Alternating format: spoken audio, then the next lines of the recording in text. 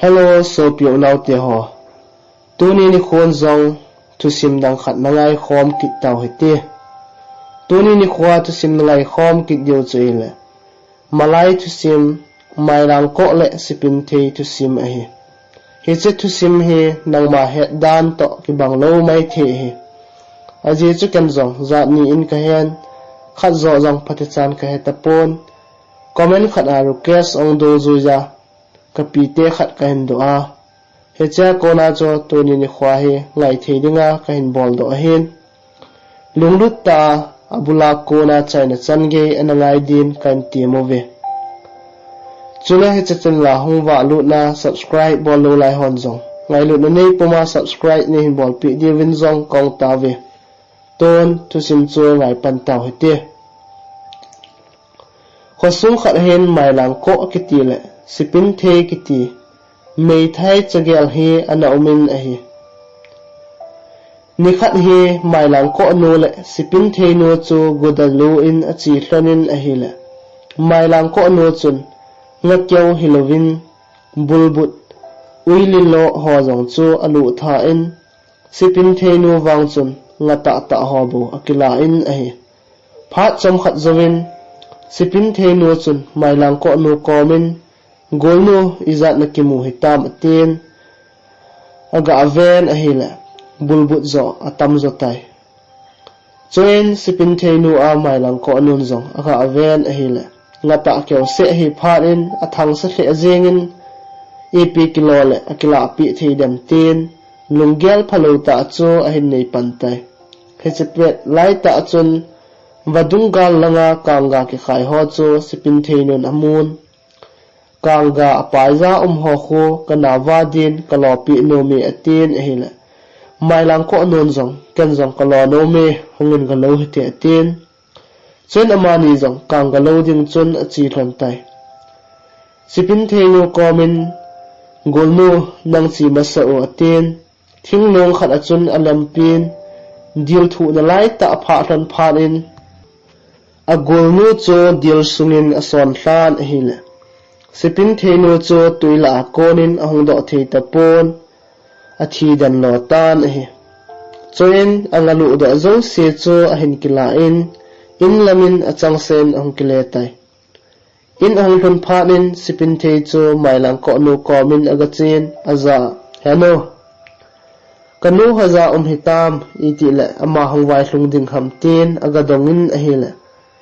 mailang ko nu chon hin don bodin mikino senu iti lahung hlungding ham ka sei thei pui chita hete kitia hung te chula tin azo anal cho sei pi tai chen sipin thein zong mailang ko no komin heno kanu hung thon phat le kale sa kit din nga khat be nei pi o kanaw agil kilwal tai tin ehila mailang ko no zong chun nga khat chu apetai chen sipin then ranga cho agominin anaw cho ane sa tai asei do nom lo wanga cho mailang ko no chun sipin theno cho ain tha tai phat chom khat zawin mailang ko no chun sipin thei te ni u cha cho akovin ke komin hum jing hlan tan atin ama ina din en ki pui phei tan hi kum phabep zawin mailang ko le sipin thei jong hong nga hlan tai gamsunga lengpan ziding hol nan gamsunga nga zo se chu ahin khom tan ahile lengpa chun nga dang zo se sangin sipin thei chu hoi asan azidin adi sa hle azingi hezi chun lengpan jong hin khwa chen khom pi din sipin thei chu akithlan do tan ahile alang khara mailang ko tenu cha chu alung hlai hlon tapon mo puza ahong ni kholaw mailang ko zo sol dingin akiphat sa hlon tai lengpa su te jong sipin thei pui din ahong tawin ahile mailang ko cho kang talai chungin akal do pai jengin chen asu ten jong lungthim abolun ama kinyang sa kang talai noi lama umbo lengpa zidia ke pui ding ahi tiwin ahile mailang ko cho gang ta in achom thalojin hechepe ta chun lengpa su ten jong sipin thei chu gang ta in kang tlai chungin ason da un leng pa zidin sipin thei chu a hin ki pui ta ve kum khat zawin leng pa le sipin thei jin jong naw khat a hin nei hlon tan a hi le mitin chu a ki pa thei che on hin la mai lang ko te nu cha wang alung dam thei mong mong hlon ta pui mai lang ko nun jong long thim phalo ta khan hi a gialin heti hin sipin thei chu thu a thot tai khat ve be ina hong ding hin ngai tu o naw sen mel jong ki mu no ma chule ki mu tu lo naw phat jong a sot hle tai nahung phat le a cha jong ka tha pi ding a hi atin a hi le sipin thei jong ki gongin ni khat chu ama jong ga chi tai atun phat in mai lang ko no chun a cha tha ding bangin berlin ta khat hin tui asongin alang khana mai lang ko chun a u sipin thei leng van ho chu khat khatin ala pi in akivonin asam thi pu jong chu ala pi kitnin asam chu aponin phat chom khat zawin sam thi chu in noizin ale hlatai chen sipin thein jong mai lang ko komin sam thi chu galado in atin a hile mai lang ko nu chu ong ki sen za in leng zi hi mana in noiza ithil gala do moham ain tin a hile sipin thei chu ki phalam hle in hezi chun samthila do din in noiza chun agalu tan a hile hechepe ta chun mai lang ko nu chun atui sa om so chu asun khomin a hile sipin thei chu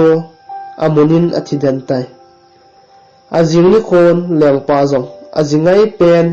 sipin thei puidin ahong tan a hile mai lang ko chu sipin thei vanin anaki vanin lengzin anaki sim thu tai chun leng pan jong mai lang ko chu agin mo wangin a hin ki pui tan lampia chun aza sejin kazino sipin thei hi lo le in itlun teng ka uichal panin habding a hi ti pi in asei bang bangin in atlun thon pharin uichal pa chun ha hamin ain hamin chen leng pan jong mai lang ko zain asei kit in vetang kazini hi lo pi atien a hi le mai lang ko chun uichal pa chu achulin uichal pa ni khat ni ni ki hian jong lo nei na su mel ziang hitam atien chen ama ho jong in sungin alut ta ve azingin mai lang ko chun sipin thei pun khon ban chu khon ding atnien a hil a khong thei ta pun chen sipin thei tlagaw chu va khu bangin ahung lengin mai lang ko pun khon chu ahung hilin chunga thla ding noiza thla ding tin a hil pen a hile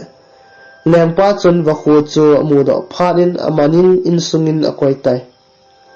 naw sen chun anur tlagaw hi chu a hen wacha ki hen na kom la zi teng chule num asajin akipa the azil ji e naw cha chan chu mai lang ko na mu do phan in wacha chu tha ding a hin tikit tan a hi ni khat hi leng pa po do konin mai lang ko za in he che wacha he an that hi ben ti pe in ama jong po do tai leng pa po do phan in sipin thei thagaw wacha chu mai lang ko na that do in me in an honin a hi leng pa hung vai lun phat in wacha chu a hol mo tan hezi chun mai lang ko chu adongin a hi le mai lang ko in azong zo asin naw sen a chu chu zia kanung hang be sia kana tha he tai ti pi tai he che thu leng pan aza do chun anung hang be se jengin mebel chu adamin kem noi langin aga botlatan a hile ni phawep zongin sipin thei tlagaw chu an kamin ahung ke do ki de he che an kam zong chu naw sen chun a tlagaw anu tlagaw a hi a he ji chun amon pi hle in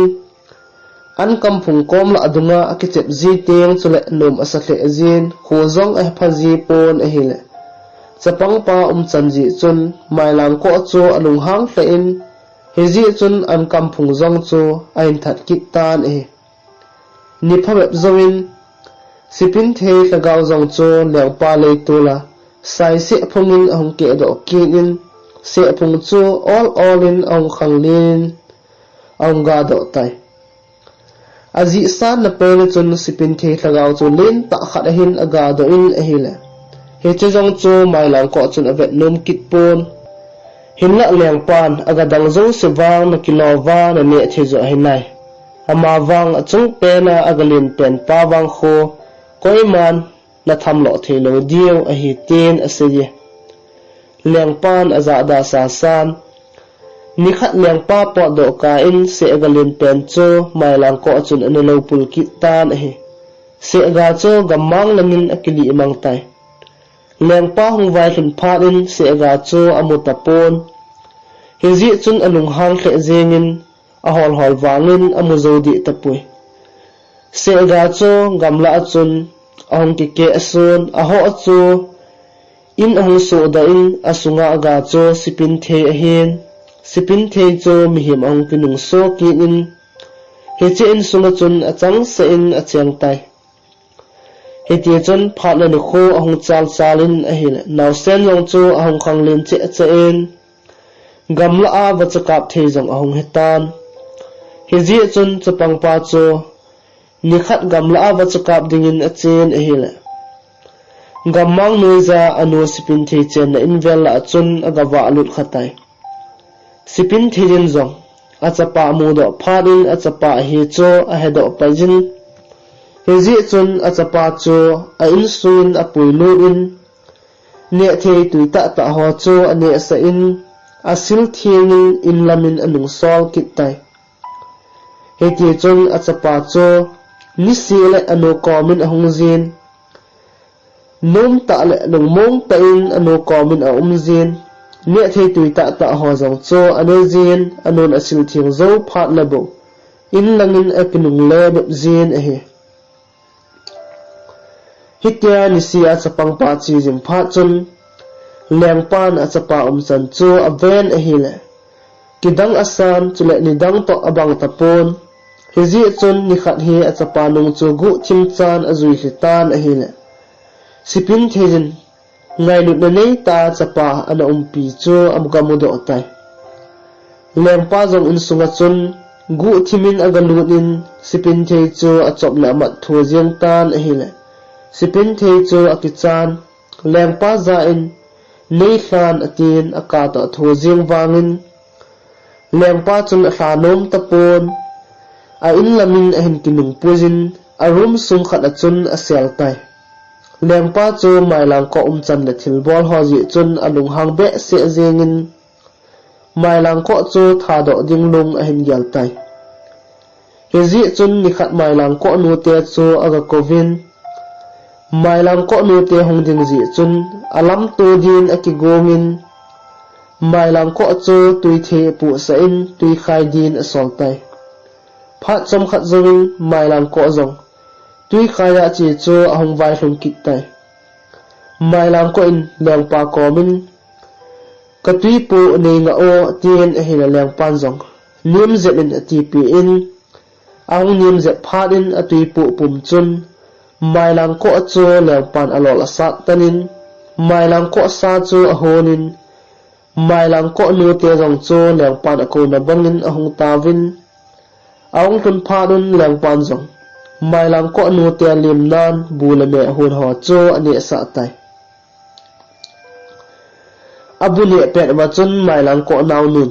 ko mai lang ko kamu no me atin a hile leng pan jong don bul in mai lang ko chu room sungin a ume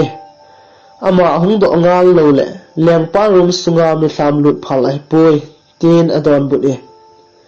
bu ne nevin a hile pha chom khat zowin anaw nu ma chun a u nu mai lang ko khut zem chu a hin ki thu do kha in chun anu komin heno vetemo hi chu khut zem hi ko u mai lang ko a hilo ham atin a hile anu chun a pho in thik be ben bu ki ne loi lojin zo tiang leng pa ke su lung hang kha ina ti atin a chanu chu a pho tip tai bulame ne wa phanun pha chom khat atawun ni hla lamin ama ho zong in lama din akinung le kit tawe zanin mai lang koin anu chu azan mangin akimu sa in heno tunia bula kata sa ne a Katisan na don cho na du hinam atin ahila no zong cho ahong king khangin azan manga achanu mailang ko tu sei ho cho agialin ahila abuni apet wa anaw nu tu sei ho zong cho all in ahin gyal do in akisi to athilne akida to ahila kap zeng tan aka pumpungin nang him khat achun alei chu a hit in ahila alei chu akihit tan kha tan achisan ahalun wal nalamin ama zong athilo tai mailang ko le anu thi phanin sipin thele leng pa zong cho masang bangin ti pa ta le lungmong ta in acheng khom kit hlon tan ahila achapa zong sun num asat fe in chule lungmong selin zong hin khu amang thei tan ahi ngainum ta tu sim zong cho hiti chon ong ki chai tan ahi lunglu ta hin ngai ho zo si chungin ki pa thu kain phungi chule tu sim hi ngai na sa na ngai num le like comment chule share bol la thein het zong la ni na bol pi di win zong chai na penin kain ti mu ve namang phata vo